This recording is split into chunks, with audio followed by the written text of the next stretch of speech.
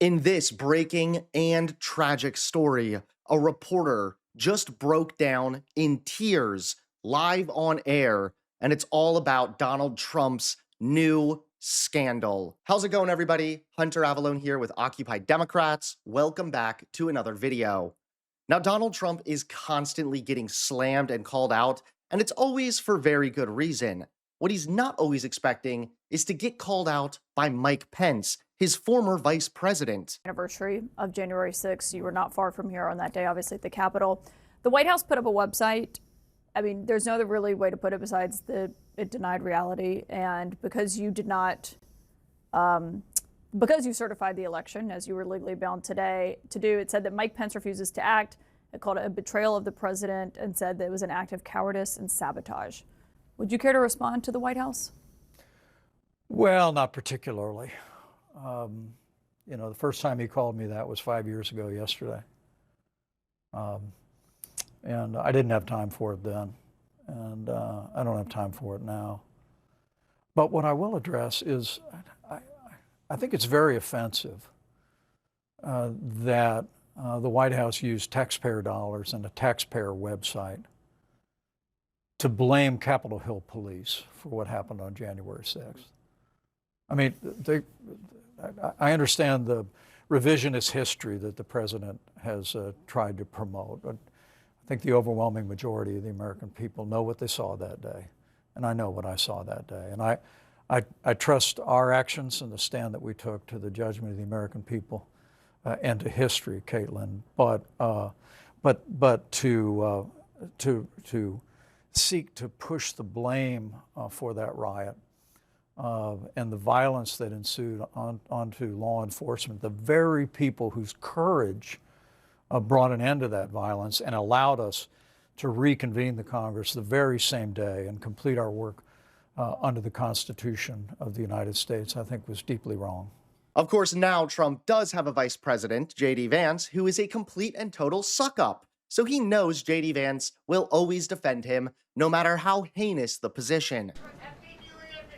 All right, we are listening there to Vice President J.D. Vance, who vehemently blamed Renee Good for her own death, stressed robust actions that are going to take place for federal fraud investigations in Minnesota, but not much about an investigation into what happened when it came to Good's killing, even as, and he was lambasting the press for media coverage of all of this, there are a number of people inside of DHS who are aghast at what they saw in that video. And we need to be clear about that. But now you're about to watch a reporter break down over Donald Trump's newest scandal. Take a look at this.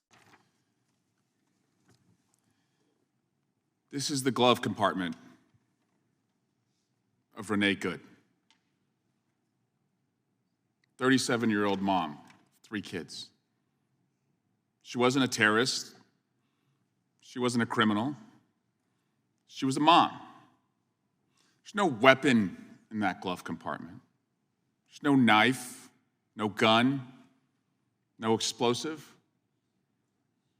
There's stuffed animals. Any one of us with young kids knows what that glove compartment looks like. I mean, I think all this can be very personal.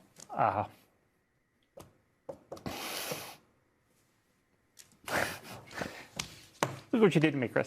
I have a 6-year-old, and live TV is great. Who, by the way, I've met is super cool.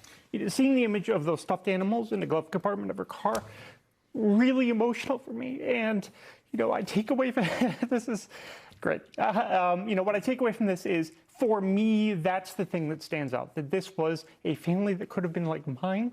And there are a lot of situations, a lot of incidents that have involved ICE, have involved the government over the course of the past 13 months, in which there is resonance for other families in similar ways. And for me, it's hard to think about that family being affected in this way. And I know that there are lots of other people affected in that way. And I think it's important for us to remember the way in which we respond to these things, because that's the humanity. And that's, I think, fundamental to what America is understanding that all of us can be in these situations and all of us should be able to avoid them, particularly when they're so unnecessary as the shooting yesterday was. And how do we become part of the solution? A 6-year-old boy has neither a father nor a mother today. Philip Bump, thank you for that, for reminding us all something very important. And we'll be right back. Thanks so much for watching. Please click that like button and subscribe to Occupy Democrats so that you can stay informed and help us stop Donald Trump.